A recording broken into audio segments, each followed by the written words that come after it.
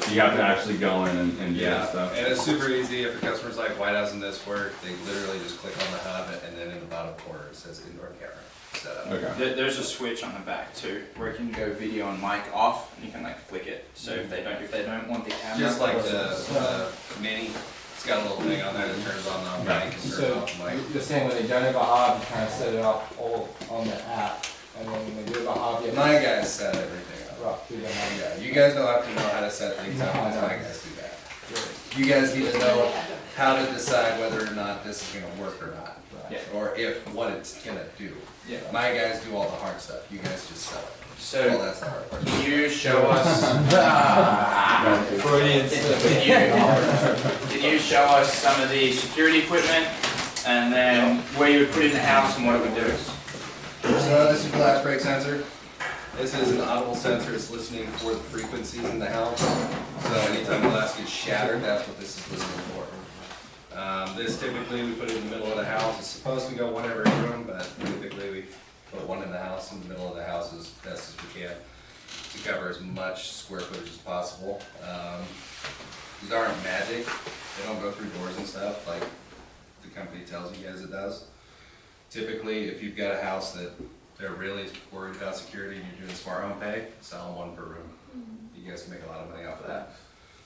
But typically, if there's only one on the system, we're going to put it in the central part of the house. It's going to listen to the house for the frequency of glass getting shattered. And where would you normally put that? In the, like, So would you put it on here- the wall? Would you put it on the roof? Where? On the wall. So in this room right here, I put it right over there, just right next to the smoke detector, almost just on the corner. Okay. So, and then approximately, would you say about 30 feet in each direction, or how far is the listening distance? It really just depends. How open the house is? Yeah, it depends on how old the house is too. A lot of your new builds are going to be open floor plans to where there's not going to be a lot of walls.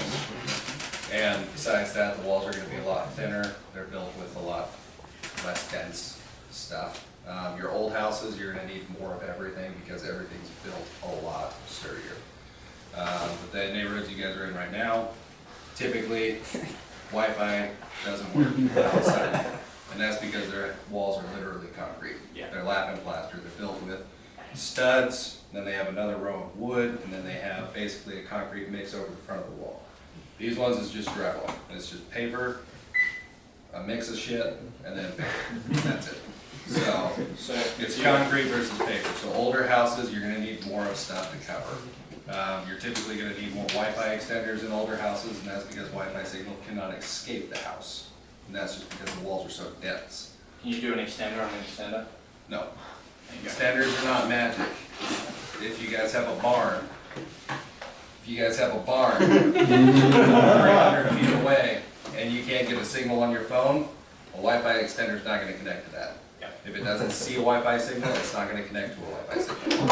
And like you can help the customer like make a mesh network. So like if you're in a normal ADT deal and you're on 6 points, just go, hey, this is the pressure point of the home. It's at the back of the house. This is where most break-ins go. Because you have the windows back here, we'll just do a glass break back here and the doors at the front. Then you just need one glass break. If you're on smart home pay and have kids' bedrooms and you have a bunch of stuff, load them up.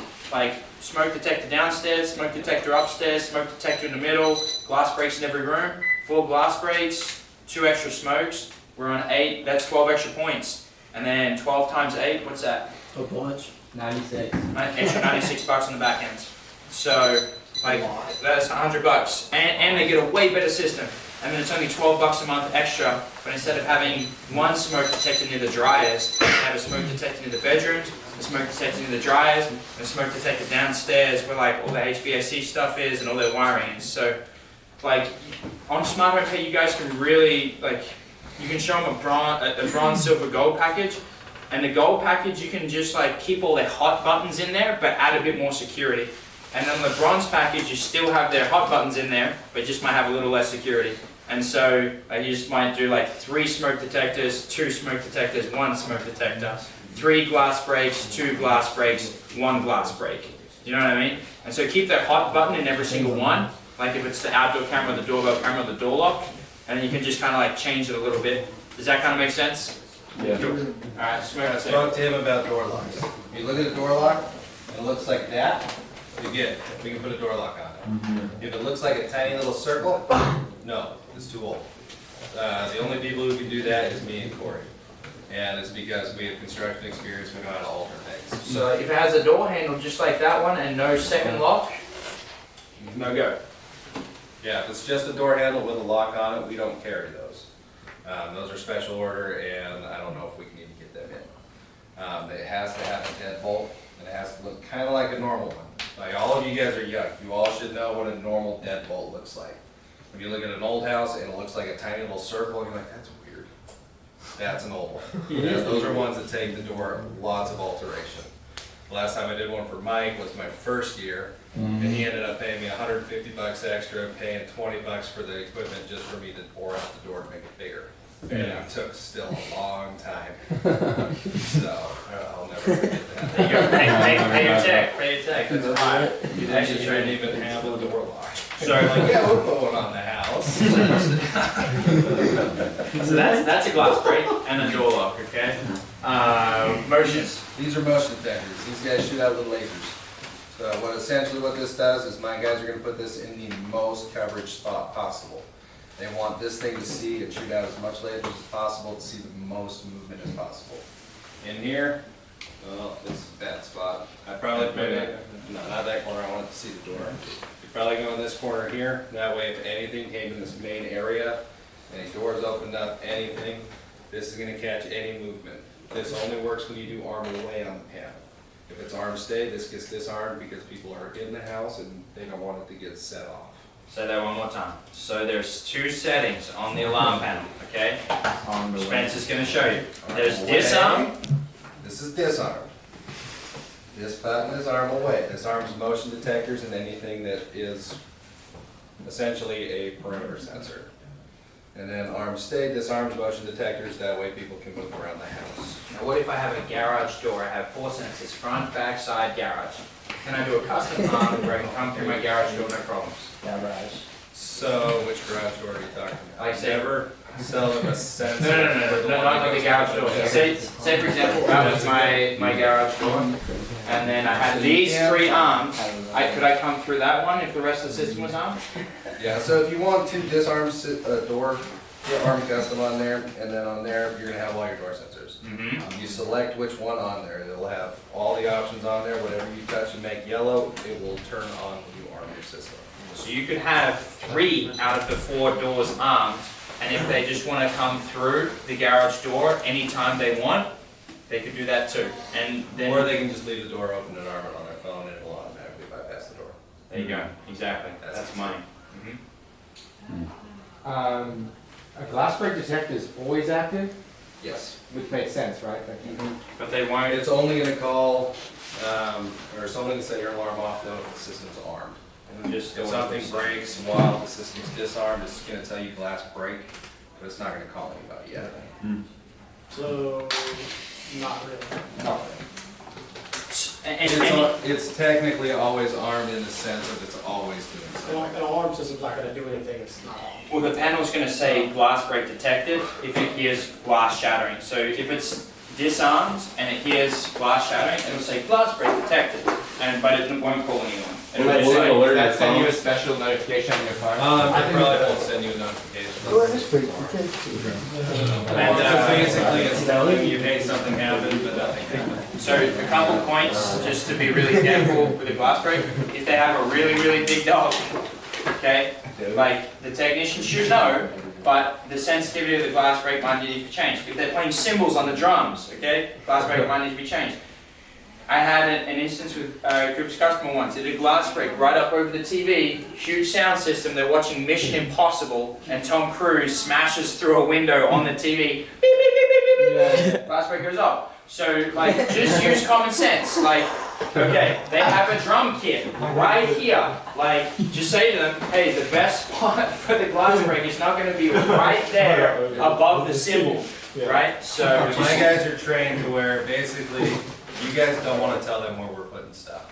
And that's because you guys aren't trained like we are. We know our system. We know if I'm going to put a motion detector, I'm not going to put it in their bedroom. yeah. Or I'm not going to put it in here. I'm going to get the most exit points of the house with this one device because I want their house to be covered as best as I can with a minimal amount of equipment. What's the battery life on the equipment?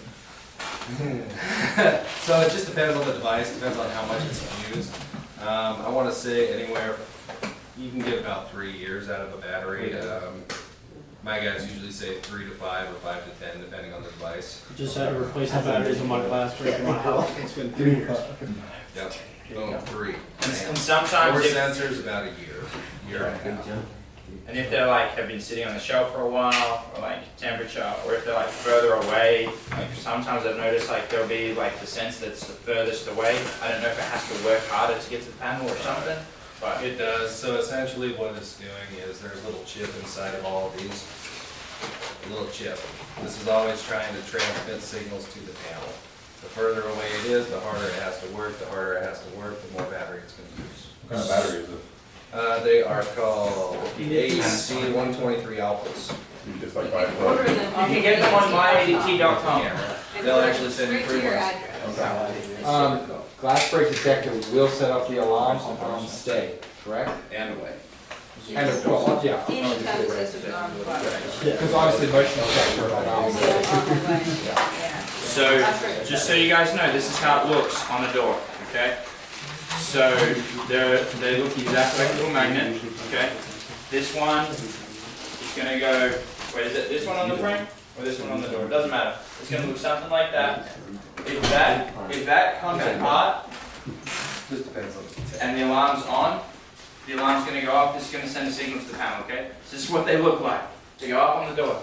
Now you can put these on windows too. So if you had it on the window frame and the window opens, it's exactly like a door. Basically, if this magnet comes apart, it's setting off the alarm. Whether it's a kick-in, a window getting smashed, a glass door getting smashed, whatever, these have to stay connected. Otherwise, the alarm's gonna go off. How far does the fob and medical Bennett work from the house? I've heard 100 feet, I've heard 300. I mean, have you tested it, like walking down the street? You just want to tell them that it's just going to work around their house, because it really just depends on how well that signal's going throughout everything. Okay. So typically what we'll tell them is it doesn't work anywhere but at your house. Did we bring a fob in or no? No, it's just a little 4-button fob. I can grab one if you want to. Yeah, that might be fine because I've had a lot of guys. No, nobody knows where my fob. You might know. Hmm? If you open the back of my car, Okay. you'll look down, you'll see a little box, you'll see one that says FOBA. It looks just like this box. It's ever since Okay. third button. Wait, third button, you're fourth. Yeah, there's four. On, you're numbering them, which one? Are we Just doing wait until he shows you. Get a real one. He'll show you one, a real one. Well, what's it look like? Is it It's the one by the gate. On the bottom. Arm stand, Arm stand, arm away. Just and like it'll this. match the signal. They match the signals. So you have the left side of the key fob is gonna arm your system. It's gonna look, arm stay is gonna have a little finger moving on there. Arm away, is gonna have a little check.